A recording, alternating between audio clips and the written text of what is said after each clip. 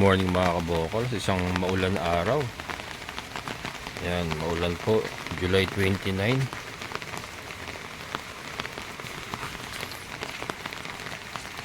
Yung ating mga cuttings na ipapadeliver, hindi ko pa naputol.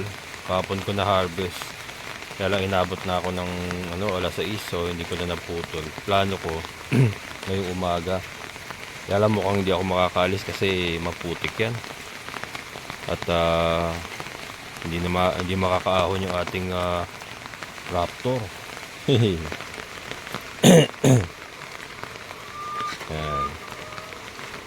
Kasalukuyan po ako nagbabawas ng tubig sa ating fish pan. Kasi magdamag ang ulan mga kabokals taas ng tubig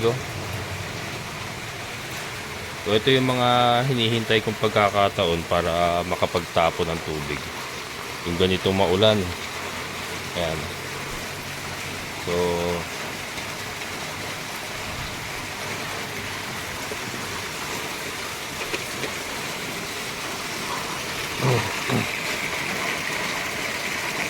lakas ng pressure ng tubig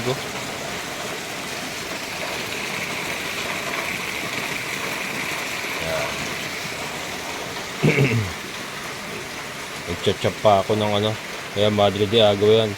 Yan yung yan yung dahon ng mga gagawin nating cuttings ngayon.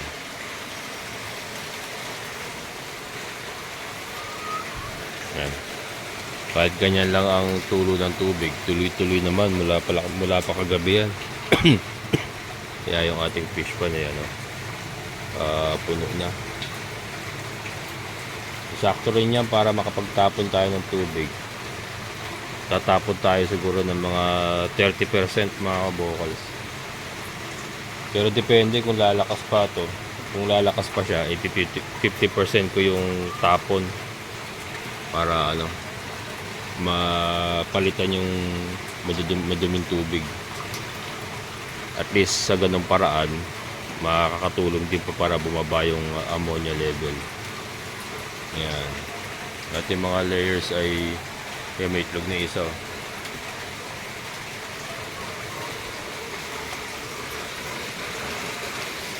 Hindi pa ako nakapaglinis. Mga baboy natin. Yung ating mga ito yung ating pinapatining anak ni Tricia. Ayan.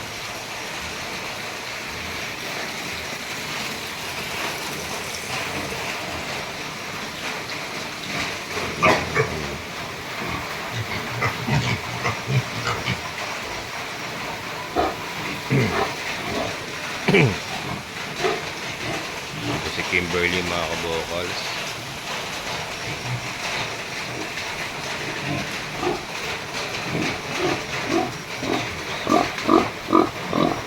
Tricia, malapit na maglandi ito. Naawat na natin yung mga anak niya. Tyson. Ang laki talaga ni Tyson mga kabokals. Iba talaga ang build ng katawan niya, massive talaga. Yan, dito nga pa malago na rin ating Madre de Agua dito sa likod Yan. Ating mga breeders na manok, ayun may itlog na. Nangongolekta na tayo mga kabokals ng nilalagay natin sa incubator. Morning egg. Fertile na po yan. Fertile yan.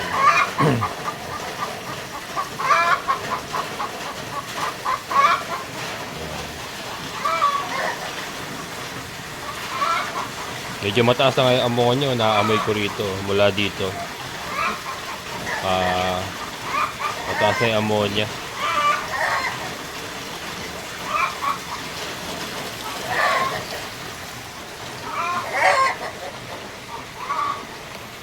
Kulang alam mamaya tanghali kung araw. Parang wala naman yata ang mga kambing natin.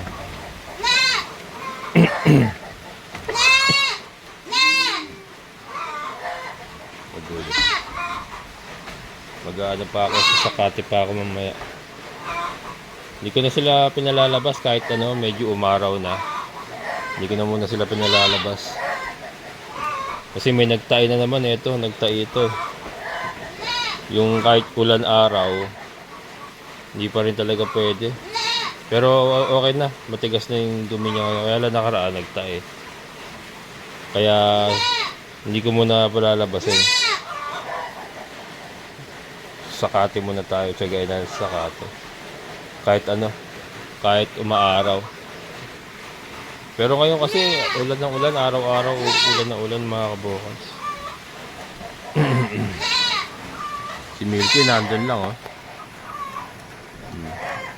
Si Milky nandun lang. Tinanggal ko na nga yung ibang pakwan natin. Tinanggal ko na yung ibang pakwan. Pinalitan na natin ang kangkong. Yan, tignan natin mamaya kung maikutan ko. Pero yung may mga bungang pakwan, hindi ko muna tinatanggal yung may mga bunga. Pero yung pati patola, kasi nag-expire na eh. Ano na, natuyo na yung patola. Tinatanggal natin. Papalitan muna natin lahat ng kangkong yan. Puro kangkong.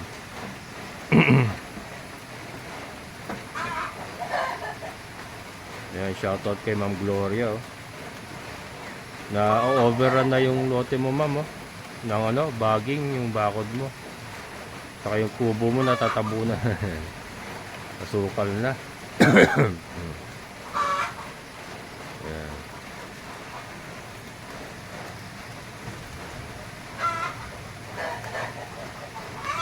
Negative na ako makaalis siguro ngayon. Hindi na ako makakaalis ngayon. Baka bukas ko na may deliver. May pa LBC pala. Kasi sa Angat pa yung LBC. Dadaya pa tayo sa Angat. Pero okay lang naman yan kasi ano. Na uulan na naman saka ano. Sakto lang. Ayan, kahit maulan, tuloy ang trabaho dito sa ating munting alagaan mga kabukal. Walang excuse. Hindi katulad pagka nag-opisina ka, nagtatrabaho ka. Tawag ka sa bisor mo. Sir, baha sa amin, di ako makalabas. Gawain. Sir, stranded ako, baha. Dito wala mga kabukal. Tuloy-tuloy tayo sa trabaho. Ayan, sino nakaka-relate dyan? Tatawag sa bisor. Konting ulan lang, tatawag sa bisor. Sir, baha, hindi ako makalabas. Gawain. Joke lang. Joke lang. Pero nangyayari yun ha, mga kabukal. Nangyayari yun. Sir, sarado yung tulay. Umapaw. Yan mga kabukal. Nakakatawa lang balikan yung mga ano. Mga employee days ko, mga kalokohan ko rin yan. Siyempre nakakataman ka naman pumasok mga kabukas yung ganyan magulan, di ba? Kaya sir, nilalagnat ako. Hindi ako makakapasok. Kaya lang pagka ganun dahilan mo, may medical certificate ko mga kabukas. Pagka may sakit ka, medical certificate ko.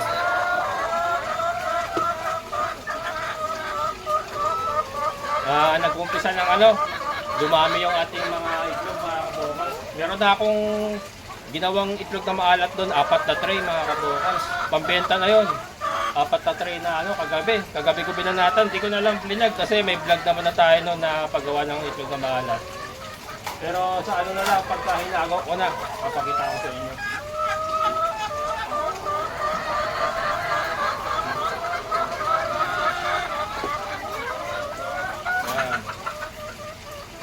Pakain na muna tayo. Maganda dito, may bubong tayo eh. Hindi tayo napapasa rito.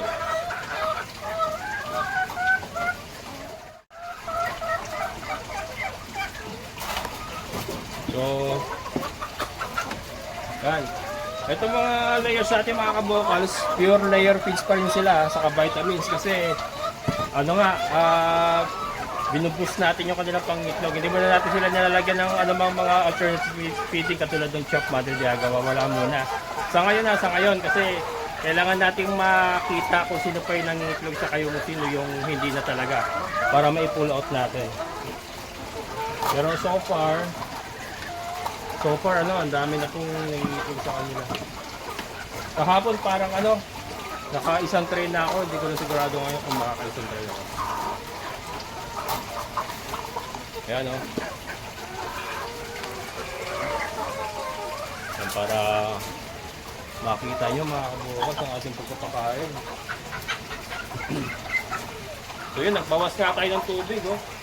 Nagbawas tayo, parang ano, ang nangyari mga kabukas, di okay na, sa tingin ko 30% na nailabas ng tubig. Pinatay ko yung motor. Pero hindi ko tinanggal yung hose, nakakabit pa rin siya. Yung gravity pala mga kabukal, sumisip-sip pa rin yun. So kahit patay yung motor, tapon pa rin ang tapon yung tubig. Nagkape ako, nag-almusal ako. Kaya nangalahati. Nangalahati mga kabukal. So pwede pa lang ano, yun pa lang pwede natin gawin sa susunod. Patatakboy lang natin ng konti yung motor, tapos hayaan na natin siyang ano, papatay na natin. Hayaan na natin yung gravity ang ano, maglabas ng tubig. Pwede pala yun. Tagal kanina eh. Kaya nangalahati oh. Nangalahati yung naman. Tagal ko pa naman nagkape, saka nag-almusal. Kasi sabay na rin po yung ano, yung mga ibang ginagawa kasi mama, inasikaso ko pa.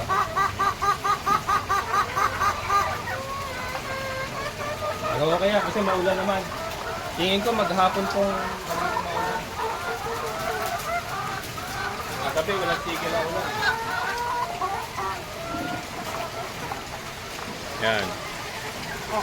Maganda pong ano, magandang hanap buhay ang manukan, kaya lang ano, talagang mamumuhunan. Mamumuhunan.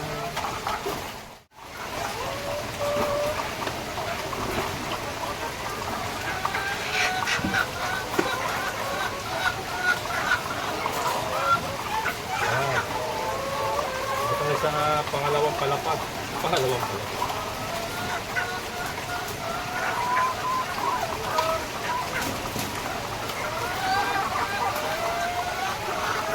Magandang negosyo ang manukan.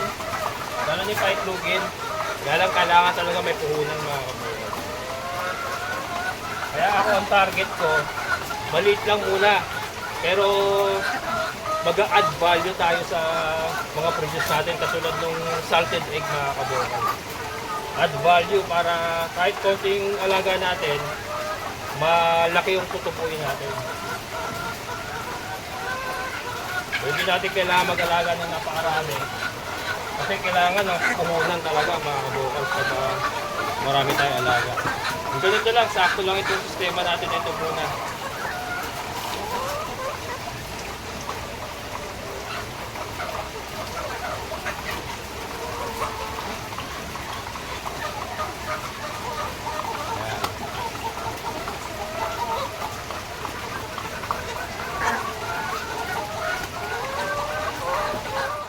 Siyempre yung ating mga hito, di ba? Nanginginain sa ilalim. So, still looking good mga kabukas.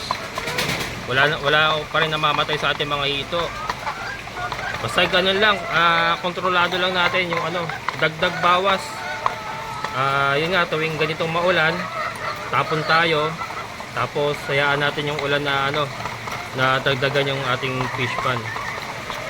And syempre yung ating ano, aquaponics. Kaya nga po papalitan na natin ng kangkong muna lahat yung ating tanim doon para po makontrol natin talaga yung ammonia. Yun po yung priority natin. Saka na po tayo mag-experiment ng mga halaman, mga pakwan-pakwan. Sa ngayon ang main priority natin is yung makontrol yung patuloy natin makontrol yung ammonia dito sa ating fish pan. Para po yung ating mga hito ay hindi mamatay and magpatuloy po yung ating sistema na ito gumagana na eh. Gumagana na mga kabukals eh. Doon naman tayo sa kabila.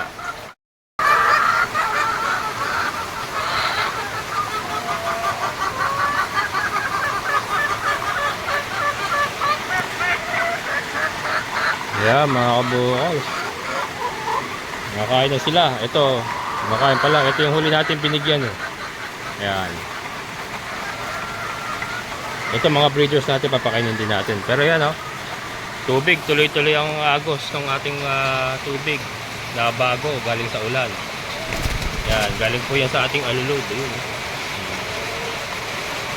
Yan. So, kung patuloy ang ganitong ulan hanggang mamayang gabi, babalik po sa normal yung level natin ng tubig hanggang mamayang gabi.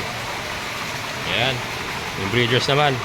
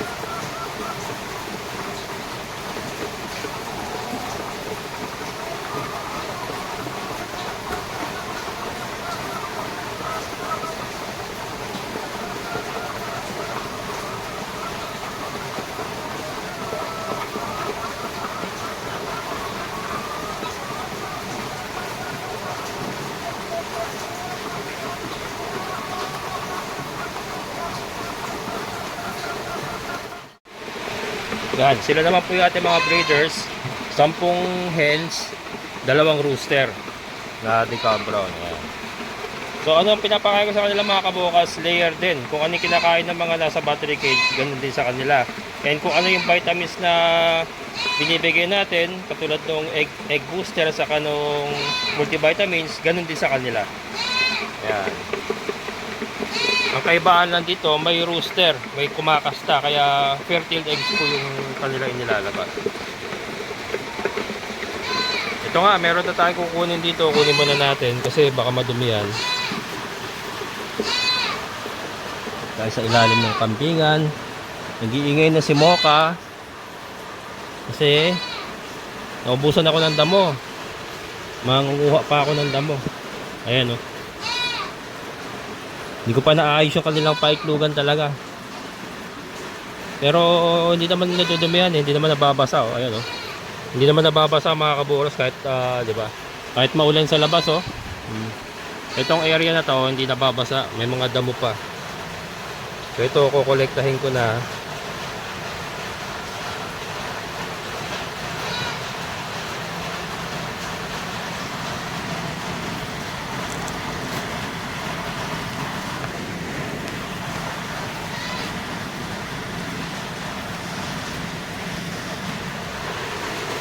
Ayan, 5 mga kabukas. Meron pa yan mamaya kasi nag-siyam yan eh. 7 siyam. Kahapon siyam yung nakuha ko. Pero ano, most of the day 7 lang. Sakto lang yon kasi hindi naman lahat talaga yan araw-araw ng itlog. Ayan oh. Ito, nililinis ko na to. Ang paglilinis nito mga kabukals, pinupunasan ko lang yung tissue. May tissue malinis yung bago. Binabasa ko yon. Water lang, walang ibang chemical, walang alcohol, walang ano pa man. Basta matanggal lang natin yung mga putik na yan, okay na yon. Tapos binabalot natin ng tissue. Ganyan lang po ang sistema natin sa pag kolekta ng itlog and paglagay sa ref. Para makaipon nga po tayo ng panlagay sa ating incubator. Yan. Ating mga decal brown breeders. Tuloy-tuloy lang. Sana makapag-breed tayo ng maraming hens sa breeding season na ito para maka-produce tayo ng mga pamalit. Ito naman po yung ating mga palahi na mga kabokal. Yan, ito mga anak na po yan nung breeders natin doon.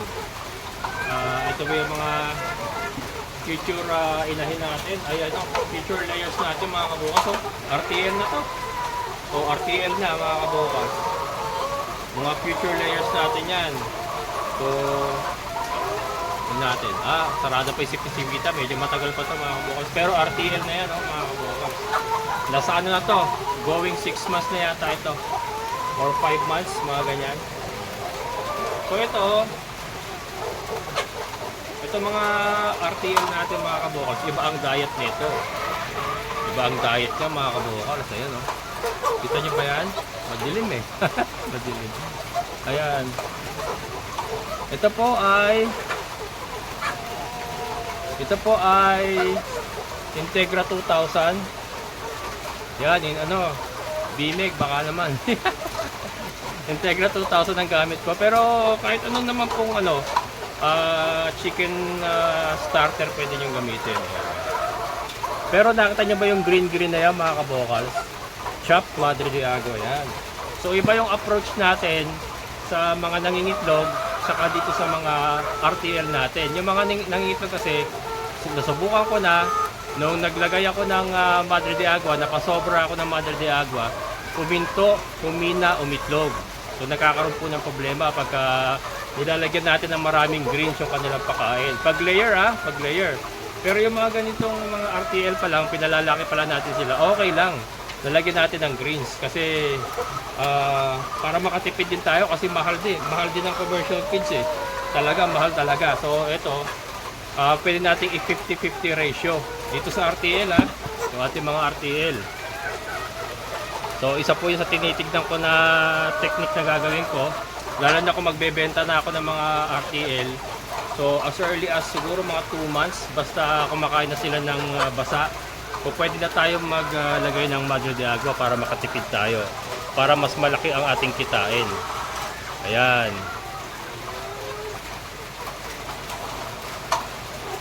Pwede na natin sila makabukan.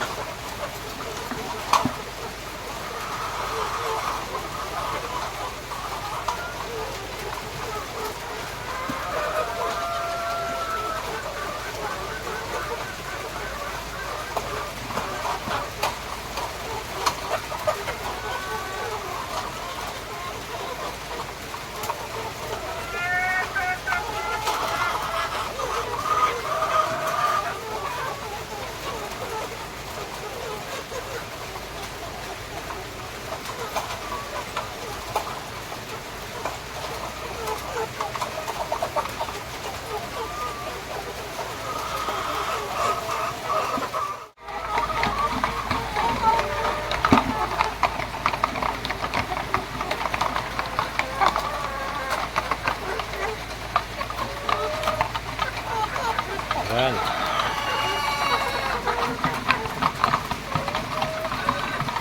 Ayan, sinisimot ko na lang mga kabukals. Pero naibigay ko na yung mga rasyon nila. Dalawang scoop.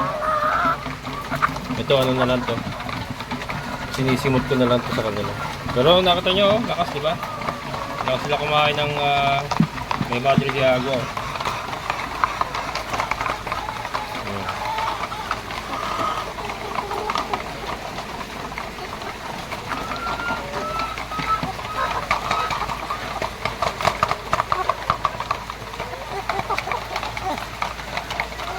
Itong gusto kong makita, itlog nito mga kabukals, napakaganda nito.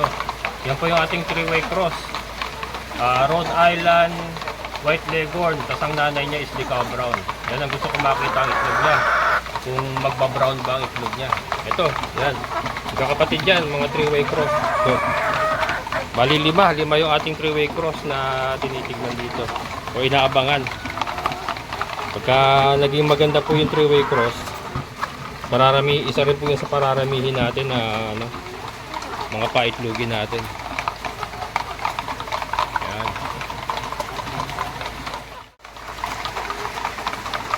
Ayan mga kabukals, ang ating munting manukan.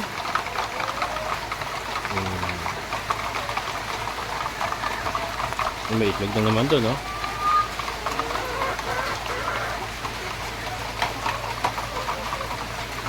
Ayan. May itlog na naman, saka yun, isa pa, yun. Meron pa yan, hanggang mamaya pa yan. So ito, magpapainom na lang ako. Sa tubig naman yan, ang kasunod yan. Yun po yung ating routine. Kasi hindi po tayo gumagamit ng automatic feeder, gawa ng dry feed, wet feeding po ang ating sistema. Hindi po tayo dry feeding. Kasi gusto ko ng wet feeding katulad nito para makapag-add tayo ng mga katulad nito, greens, vitamins, yan. Sa pagkain ko na pinadadaan yung vitamins kasi para siguradong makakain nila lahat. Pag sa tubig kasi hindi po nauubos, sayang. Kaya ang practice ko talaga is wet feeding dito sa ating mga layers. So yan mga kabukals, bago tayo magtapos, pakita ko muna yung mga kangkong natin doon, sa ating aquaponics. Yan, grabe ang lakas ng ulan mga kabukals. Umapaw na rito yung tubig. Hindi kinaya nung meron ako dyang PVC. Hindi na kinaya. Lakas. Si Mother. At yung kubo natin talagang hindi pinapasok ng tubig. Pakalakas ng ulan. Yan, mangunguha pa tayo ng ng damo para sa ating mga kambing. And problema ko, naubusan ng diaper mga kabukal. Pinalitan ko kayo na, nilinisan ko siya. Tapos nung sinusuotan ko na, umebak. Isa na lang yung diaper niya na yun. Wala, sabi ko okay na sana yun kasi meron pa siyang pamalit para mamayang gabi sana. Kaya lang kailangan ko ng may extra dahil hindi ko alam, baka dumumi na naman. Kaya ayan, pipilitin kong umahon kasi malayo yung bilihan ng diaper dito. Tingnan natin kung makaahon si Raptor. Tinanggal ko yung tapalodo mga kabukal sa'yo, yung tapalodo dyan sa gulong na unahan kasi bumabara putik yan tapos yung gulong naman natin pinapalitan natin yan ng pang bundok tingnan natin kung makakaahon. Kailangan ko makabili ng diaper, tapos sasabay ko na yung pangukuha ng damo para sa ating mga kambing. Magkakape lang ako para mainit na sikmura ako.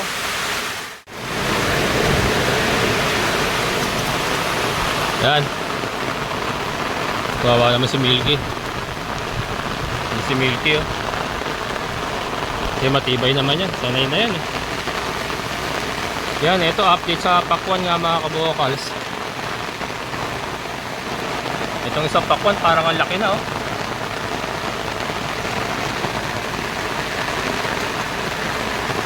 Yan, kaya makalusot Yan, ito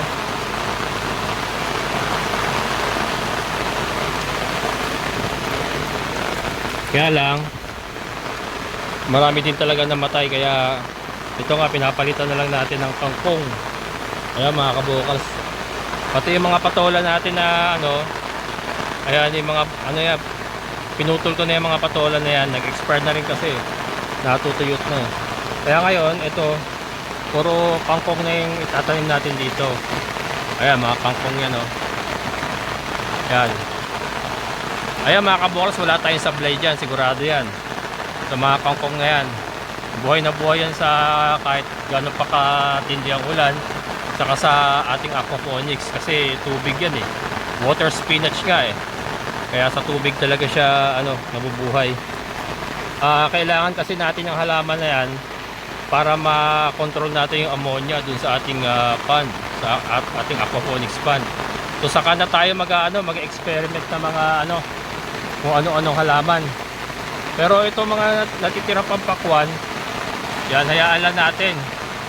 Pero yung mga natuyot na nangamatay na yan, pinapalitan na natin. Pati yung mga patola nga pinapalitan na natin. So paikot yan.